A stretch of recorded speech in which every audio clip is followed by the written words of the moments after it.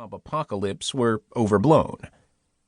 Before the pandemic, employment numbers were at record levels in the Western world, and many sectors show signs of quick recovery. Being pragmatic optimists about technology has seen us stand out in crowds of doom-mongers and dystopians. But concerns about technology's negative side have grown stronger and stronger since we published Machines, and despite our best efforts to the contrary, the zeitgeist that surrounds technology has become steadily bleaker, even at a moment when tech has been a lifeline for people stuck at home during the COVID-19 lockdowns. Central to this darkening mood have been four key trends. Number one, the persistent sense of dread, even in the absence of any real evidence, that brilliant machines will outpace even the most brilliant of minds. Number two, the ubiquity of social media and growing awareness of its negative impact at a micro and macro level. Number three, the unholy pas de deux between big money and big tech. Number four, the pervasive feeling that in aggregate, tech is making our jobs, personal lives, and even our societies somehow worse rather than better. Combined, these dynamics have soured the perception of technology as a force for good, and left many questioning the core tenets of technology's role in our lives and societies. Including, now, us. We love technology, remember?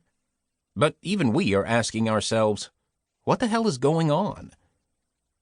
Anyone looking at the daily news, except for the most myopic and naive, could easily think, geez, we are collectively losing our minds. Social conventions of privacy and courtesy are melting away. Our democratic institutions, fair elections, civil discourse, seem as quaint and distant as buggies and gas street lamps. Once cool, disruptive tech rock stars are being exposed as nothing more than the latest digital robber barons, propped up by easy money that arrives as an offer you can't refuse with few questions attached, but in reality is a clear demand to make me a boatload more money. Increases in aggression, depression, and self-harm are seen by some as signs that our new machines are melting our brains. Minds, money, machines, society. Together, these systems weave a complex web of history, economics, sociology, religion, law, and politics. They are all interconnected, and together they are morphing the rules of our jobs, lives, and societies in a way we haven't seen since the first industrial revolution. We can feel it, and you probably can too. While many good things are happening around us, we know we can do better. To improve, though, we must recognize the ground truth about where we are. These dynamics have, of course, only intensified as COVID-19 has presented the greatest existential threat to our way of life since the Second World War. The pandemic severed our normal social connections. In our quarantine solitude, we flocked to the monster for comfort, fellowship, information, and distraction. Every concern about privacy and the potential dark underbelly of surveillance was swiftly and completely forgotten. In our period of extreme stress, tech became even more central to every aspect of our presence on Earth.